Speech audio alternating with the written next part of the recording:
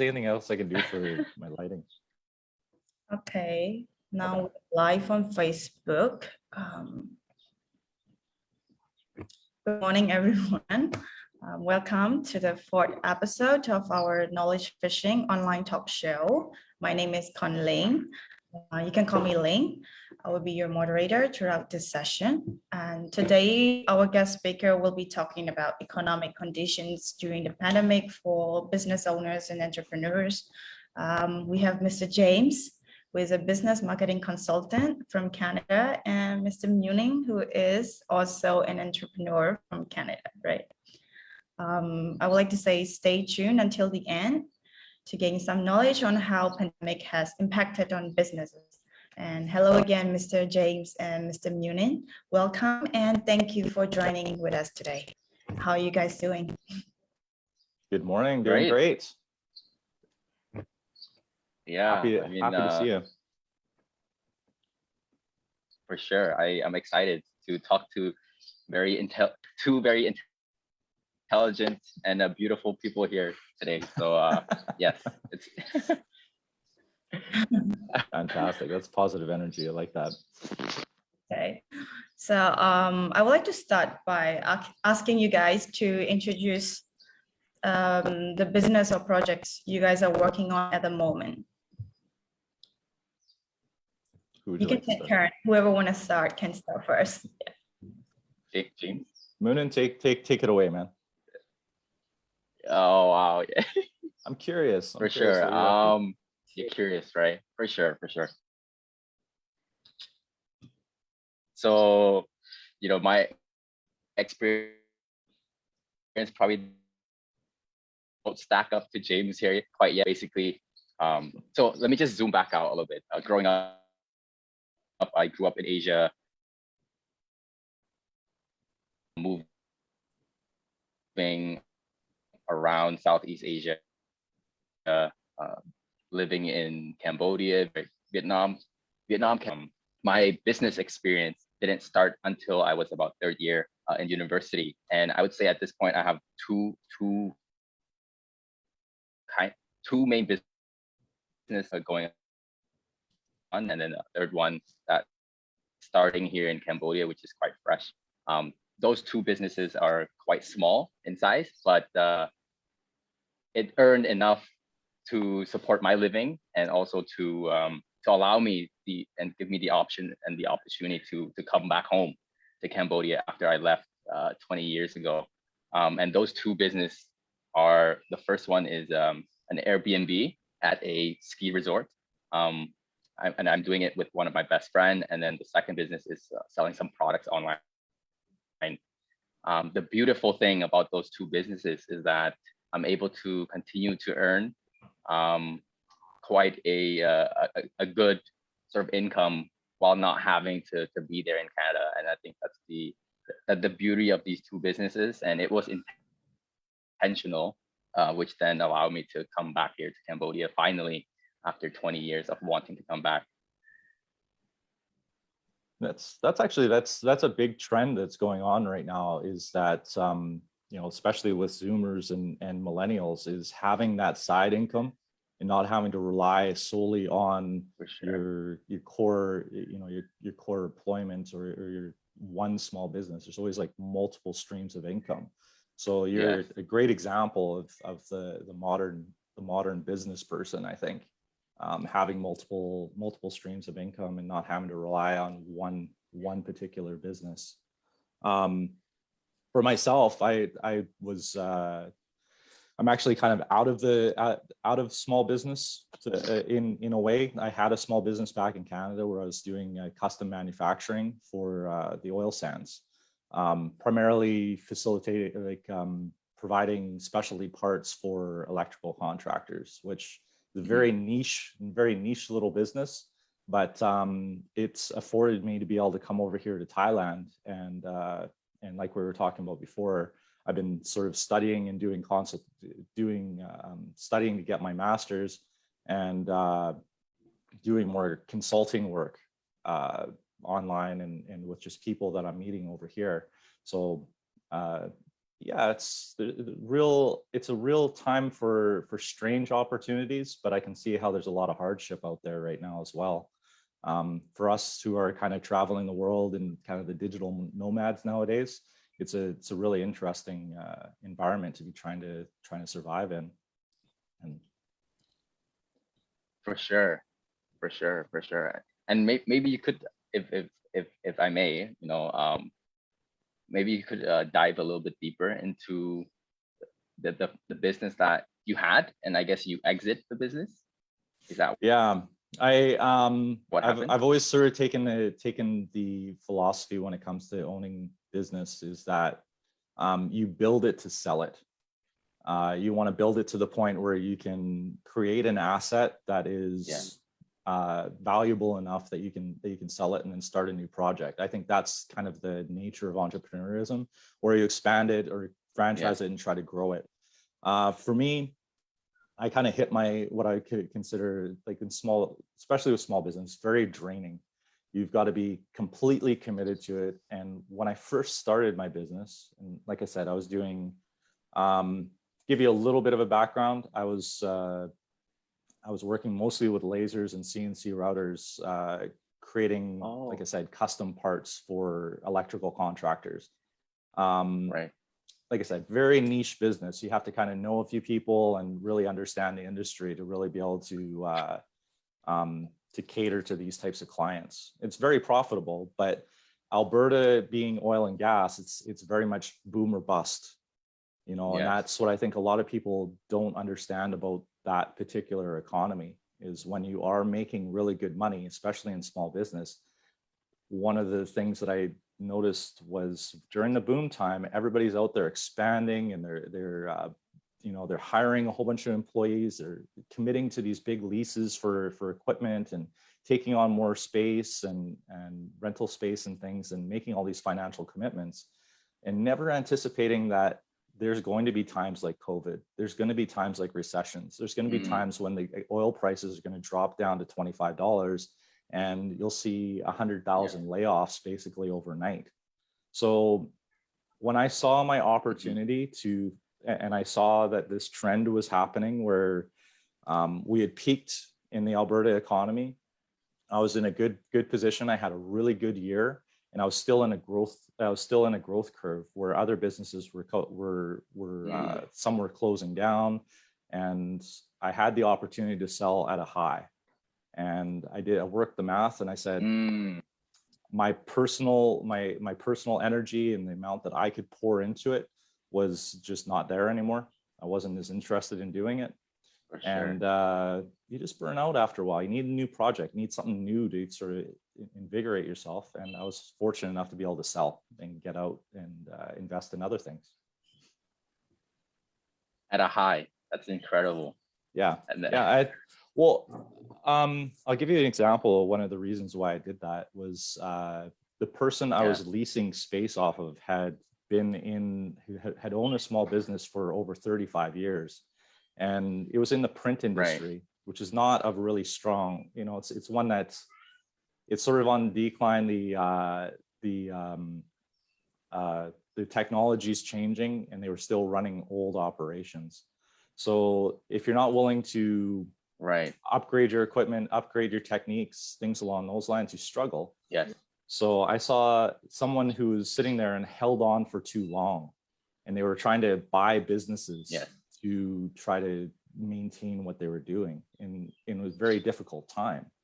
And thankfully they had the equity to be able to do it, but you're constantly clinging on during these difficult times.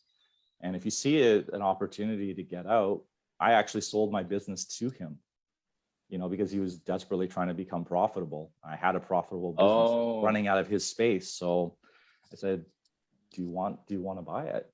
And he had first rights. That was my agreement with him. And I sold it to him. So small business is a tricky game, man. You gotta know when to get out, when the getting's good, and know when to invest. Especially during tough times, you don't have money to be investing in marketing or expanding, and sometimes you can get yourself into a lot of trouble when you do that. 100%. Right, right, So, right, right. so let's It's talk. What are you into over there? What is like yeah, so you've yeah, been so able this to is actually a survive over very in nice, Cambodia? right, right, right. Yes. So actually, this is a very nice segue into what I'm doing right now, which is manufacturing and engineering and manufacturing, primarily focused on metal products. There's a lot of CNC that we do here as well. So, so in some ways, what you just exited, we're getting in. I think maybe we should talk after this or something. Yeah, yeah, yes, yes, 100%. I guess I don't know if there's a difference, but the big, okay, so let me just zoom out. So what we do right now is mostly custom work, right? Building facades, gates, doors, basically anything that uses CNC machines, we do it. But the bigger picture, and maybe we should connect after this. I would love to hear more about your story as well. But the big picture is to go away from custom kind of work, because that requires a lot of effort, a lot of time. Yes, you can get good margin, but it's also a lot of stress. But the way we think to really scale is and be, I guess, be scalable, is to go down the producing your own product kind of route, where you mass produce certain kind of products. We're still trying to figure out what that product is or are. But the idea is to shift away from custom kind of jobs to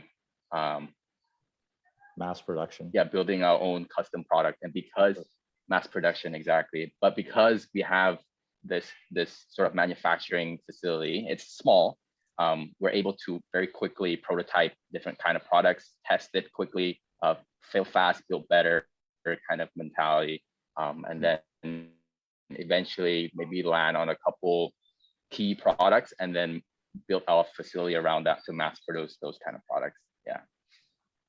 Okay. So are you selling Yes, mostly, that's kind like, of are the you original involved idea. in business back in Canada at all anymore? Like, have you kind of exited Canada? Not yet. So the Canadian stuff are still going strong. What I generally like to do is, when I start a business, I do it with a friend, and then we sort of split responsibility that way. So right now, I do anything that can be done virtually, and then the friend take care of anything that needs in-person attention. Okay. But are you Yeah. like, you're talking about dealing with custom work right now, and trying to get into more volume. So Are you finding that's back in Canada? For me, custom was where it was at. If it wasn't custom, everything I had built a system so that all the what you're talking about, I know exactly what you're talking about. If it was small numbers, I wasn't really interested in it. But if I could create custom pieces that I could mass produce, and I was really interested, especially if each one of them had a specific spec that I could replicate across the entire thing. Right. But right. So, like, I think Ling, correct me if I'm wrong, the topic for conversation is more trying to see what the effects are of COVID on small businesses. So do you want to sort of shift back into those line of questioning, or because I can talk about custom work all day if you want. I'm sure we can have a great side conversation between me and Munnin here. Everybody will learn a lot about CNC routers and custom work.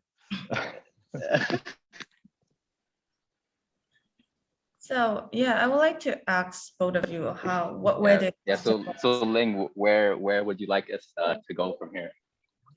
I would like to ask the obstacle that you had to face when you started your business, so that everyone who is listening can have some information and knowledge on what they can avoid. Well, I'll I'll start this one off because the economic climate that I started my business in actually taught me a lot. I started my business in the recession, and a lot of people thought I was crazy. What happened was I got laid off. I was selling the equipment and training people on how to use the software and everything for these CNC routers and lasers and things along those lines. And I got laid off. I had a small severance package. Instead of sort of, putting my tail between my legs and sulking, I decided to take the handful of contacts I had out there and actually just decided to start my own business. And being in a recession and during a time of financial hardship taught me to what I call beg, borrow, steal, and barter my way into success. And I started off with basically one computer. I was borrowing time on someone else's equipment during their off time. I was everything I could do to reduce costs actually taught me a huge lesson about overhead and managing overhead. To me, small business overhead is the enemy. I'm always trying to keep it as low as possible. And overcommitting to things like long-term leases and leasing equipment, buying things that are outside of your reach that you can't pay cash for, and racking up debt. These are things that are just going to, especially right now, when you do hit something like COVID and you've overextended yourself in hopes of growing with this growth mentality of constantly having to grow, it becomes a serious struggle. So I think if for people who are starting their businesses during this time, they're going to be a lot more savvy. Millennials especially have seen recessions. They've seen COVID now. They're a lot more I have to give them more credit than they get. Much more savvy with their money and their ingenuity for small businesses. Like I said earlier, having multiple streams of income is a major thing. Not having to rely on one source when you're doing small businesses. And almost everybody I know back home has got something that they're working on or something that they have already started when it comes to, either it's something on Shopify, or it's turning their hobby into something they can do financially, to just moving forward, even with interviews and things like what we're doing right now. Everybody's trying to move forward in some way, and doing that during hardship. Really, there's a lot to be learned. If you can survive in this climate, you can survive in anything. So for sure. And I also, I guess during this time, it's quite eye-opening, because during the first financial crisis in my lifetime would be, I actually understand, would be 2009. But even then I was quite young. So to be able to go through this time around, I think I learned quite a lot. What I saw was, at the very beginning, when COVID hit and it started to become a pandemic, Canada got its first few cases, and then shortly after we started the lockdown, I saw that most businesses, they retract. They become defensive. Like, a lot of businesses go into like defensive mode. And I guess as someone who's young and have little to lose, I guess for me, I saw that as an opportunity to try something new and try to expand while the big guys are currently retracting. So how I saw it was, it's like the enemy is sort of retracting, going defensive. So this is kind of my time. And so what ended up happening during this time was, we launched a new product as well.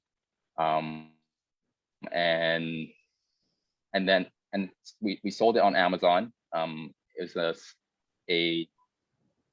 we sold the product on Amazon, and it did a lot better than we expected, as competition came down and the demand for products online continued to go up. So within a couple months, it did way better than we expected. And sorry, I don't know if I'm derailing from the question here, Ling. Can you just repeat the question one more time? I think The we answered question it. was, your obstacles when you first started. The obstacle. Mhm. Oh, okay. So yeah, so I guess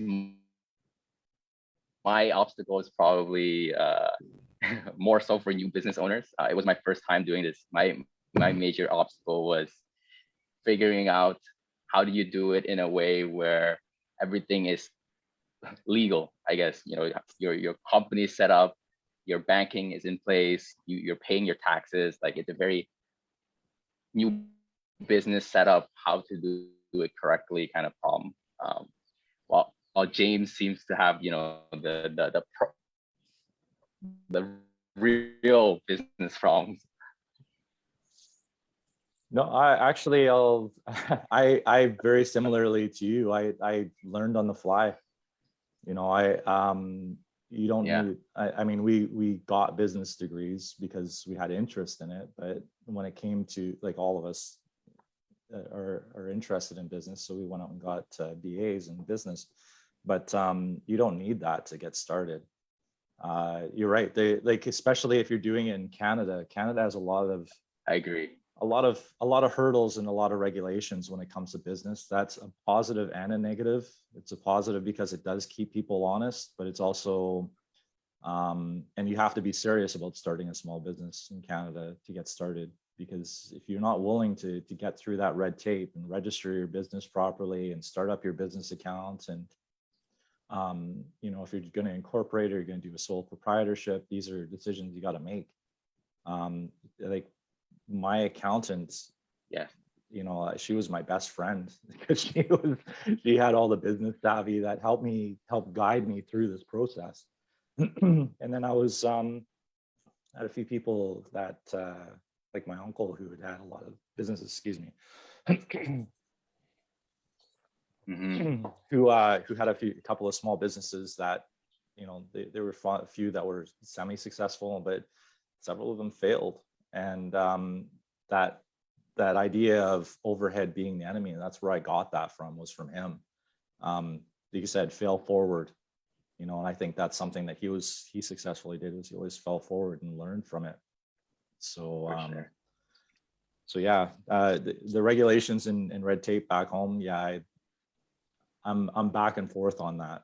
You know, the difficulty of starting a small business, but the learning curve comes if you're passionate about it and you are going to make that effort to get down there and register your business and get your paperwork all filed. It does teach you a lot, and it does set a different mentality.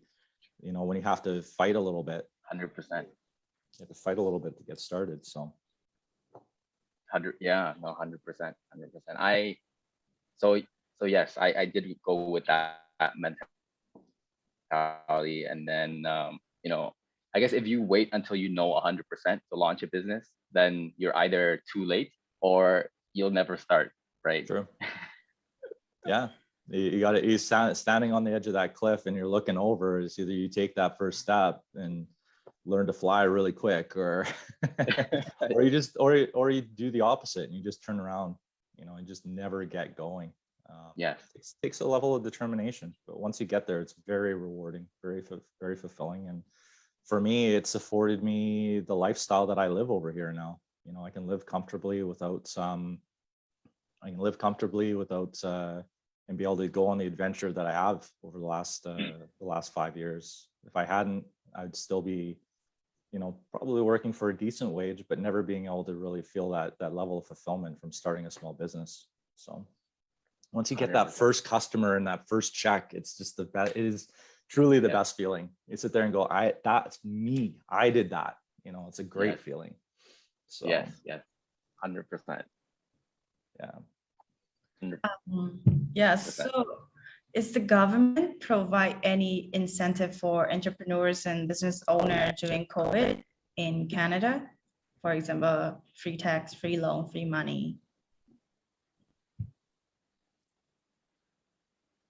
Do you have an experience with that, Moon? Yes. So Yeah, so not directly this time. So yeah, if we were to step back, I think Canada charge a lot of taxes. Like there's, and it's quite high, even as an employer. Sorry, as an employee, if you're working, I think the threshold is something like it's gradual, but it can go up to 50%. So basically, when you earn for personal a high taxes, amount, half personal, yes, for personal tax, it can go up to 50%. So half your salary just go to the government. Um, you know, people view that differently. Some people are not very happy with that, but others are okay with it. And the reason is because you know, during times like these, they actually come through to actually support, especially small businesses. So for my uncle, he actually got a lot of support with rent subsidies and programs like that, and even loans that you don't have to pay back. Small hotel in Montreal, in Quebec, and during this time, he was able to get a sizable amount of funding, a good portion of which he doesn't have to pay back. So yeah, that was the benefit he got from during this time. I mean, you can call it a benefit, but obviously COVID, but the government support went a long way. Yeah, just to sort of touch on some of those programs. There's like wage subsidy. There's a big I think if a business was showing that they were down by 30% revenue, they could get wage subsidy, which basically means that Yes. the government was actually paying a lot, I think up to like 40% of employees' wages. So that's a major relief for a small business that's struggling. What we're seeing in Canada, like you said, with the rental forgiveness or rental assistance programs, you had the qualifications were pretty high. Like you had to show that you were about 75%, that you were down in revenue by about 75% or something along those lines. But the benefit is that, and the other thing you had to do is you had to ask your landlord to basically forgive 25% or reduce your rent by 25%. So you'd only be paying 75% of your rent, and then the government was paying 50% of that 75%. So you're looking at about a 35% reduction in your rent. And when you're a small business, for me, rent for business space was ridiculously high. It was one of the major expenses. And if you can get relief in that territory, especially if you're a restaurant or a retail business that really struggled, just being able to get that relief, but it requires the agreement of your landlord to be able to get it. Yeah, there's the programs seem to address individual needs. Like that would sort of address the needs of a business that's really suffering. If you're down by 75% revenue, if your revenue is down by like 75%, that's a pretty big, that's a pretty significant hit. Substantial. For sure. So if you see a restaurant, some of the regulations that we have right now in Canada or what we had when COVID broke out and they finally reopened restaurants, was only 50% capacity. So it's pretty easy to be able to demonstrate that you're getting hit by at least 30% to be able to qualify for that wage subsidy. And 75% doesn't, unless you're doing very well with deliveries, you're going to qualify for that 75% as well. So that can keep a small business afloat. Not everybody's got that cachet of extra equity in the bank or access to small business loans. You're saying the small business loans, the forgivable small business loans. I know that in British Columbia, I think that's where the province that I'm from. I think the way it worked was that they were giving out loans for up to $40,000, which for a small business of up to 20 employees, that can keep you going for a while. And if you were able to meet the payment terms, they were going to forgive 10,000 of that. So it's basically a 10, you know, they'll give you what you need. They'll give you up to 40,000, but they're going to forgive 10,000 of it, and with very loose terms. So, you know, these are the little things that if you can't collect on your accounts receivable, or if you're, you know, struggling just to get that revenue stream going, that's a big deal, you know, that can keep some people employed. So 100%. Yeah. And in this case, my uncle, he owns a small hotel, so hospitality got hit pretty badly, and yeah, so he was able to get the full 40,000. Excellent. So I guess going to the point is that there are programs if people do qualify for them and fall into certain niches, that there's definitely relief out there. So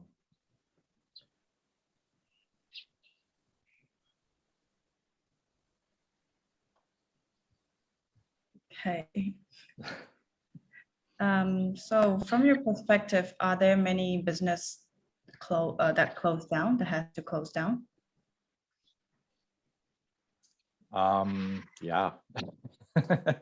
What- I remember What I sector rem- would they mostly be? sorry. Like, which sector are they mostly from? Well, actually, during the pandemic, I was actually in Europe when it broke out, and I had to go to Canada for 3 months.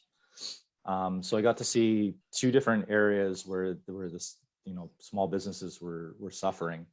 Hospitality and entertainment, there is no question. You know, when I moved, we had businesses that their doors closed for 2 years. Being over in Thailand here, I've seen businesses here that literally they haven't unlocked the front door in 2 years. Canada, I was actually really surprised because I hadn't seen so many places that said space for rent in retail and commercial, in like commercial space and industrial space. There were whole areas of Vancouver where every third shop was for rent, and you could see that these places had permanently shut down.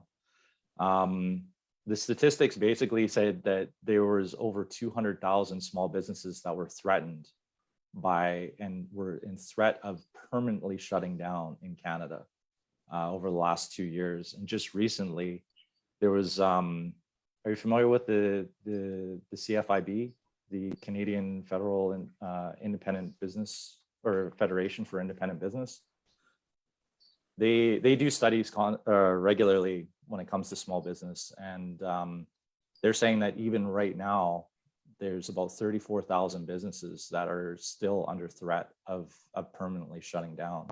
So that's about 1 in 6 businesses that are in jeopardy right now. So in short, yes, definitely. Hospitality and entertainment industries definitely are getting hit.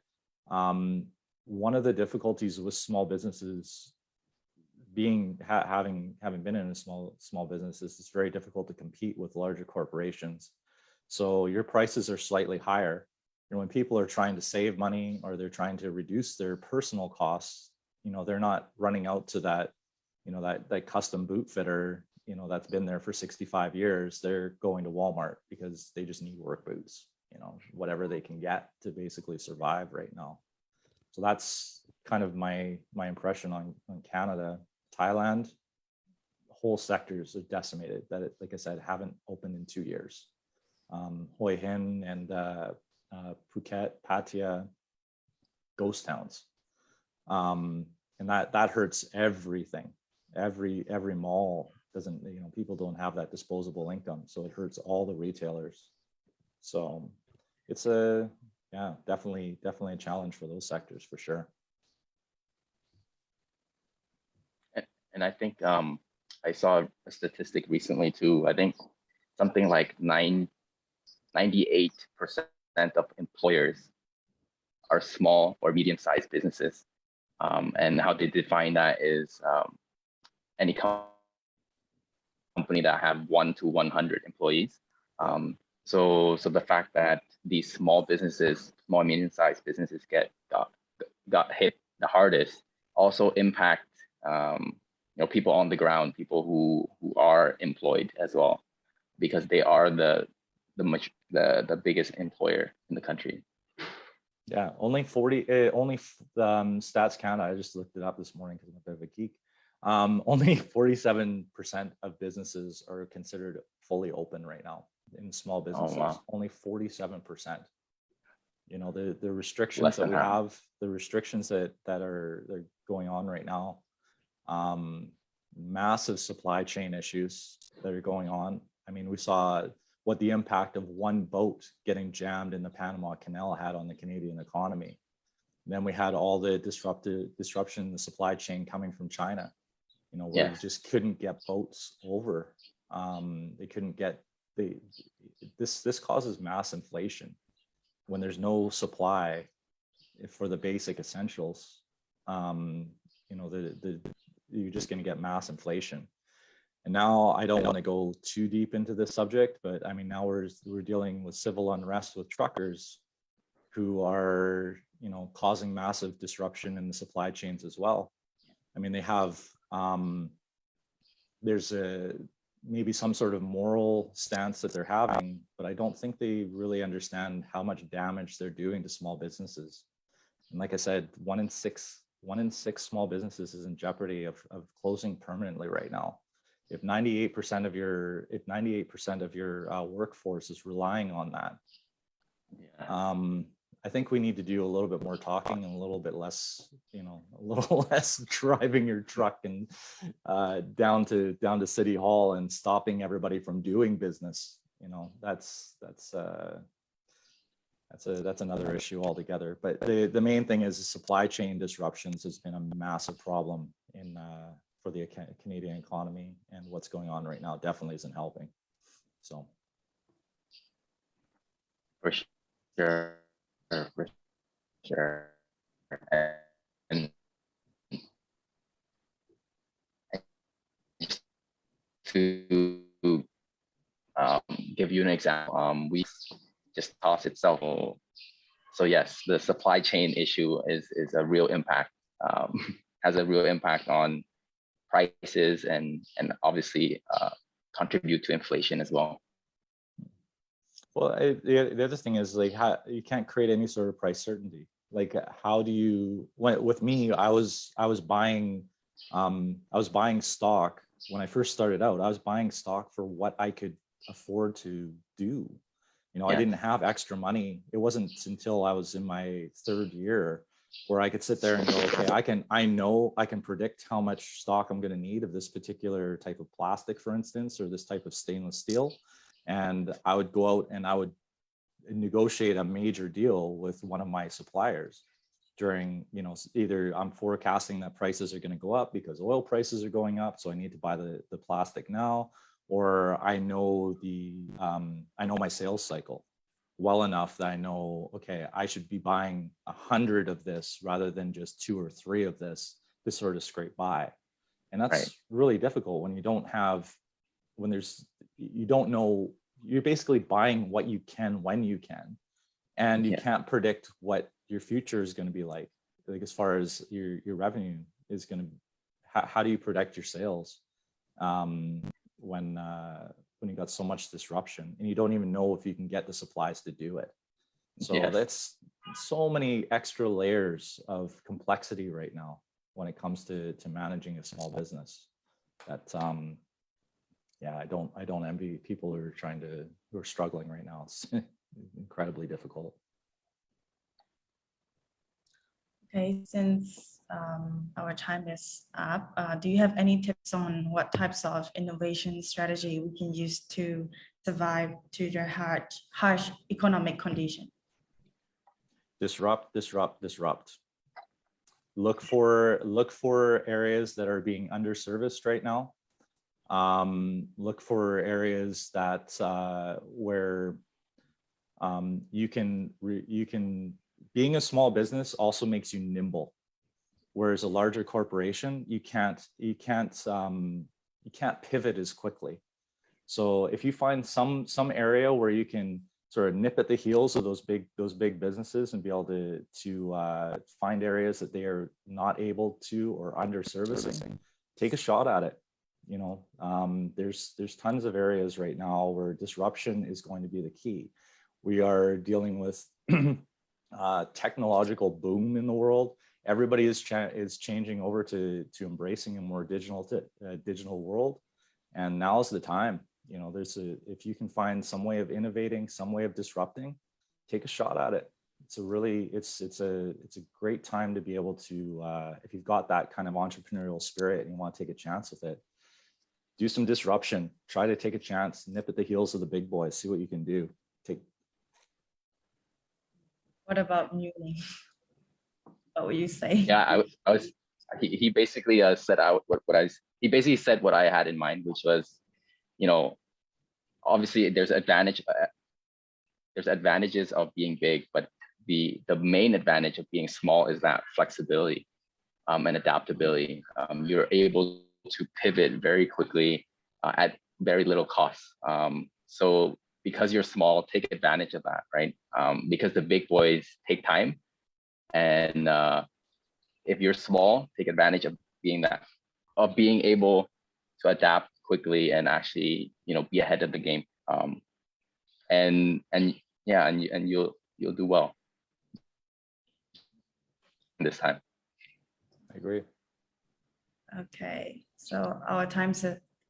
I would like to thank you guys for sharing your extensive knowledge regarding business and entrepreneurs, and thank you for sharing your precious time. Thank you, Ling. Thank you, Ling. Nice Good to to meet meet you, Munnin. everyone here. Yes. Cheers.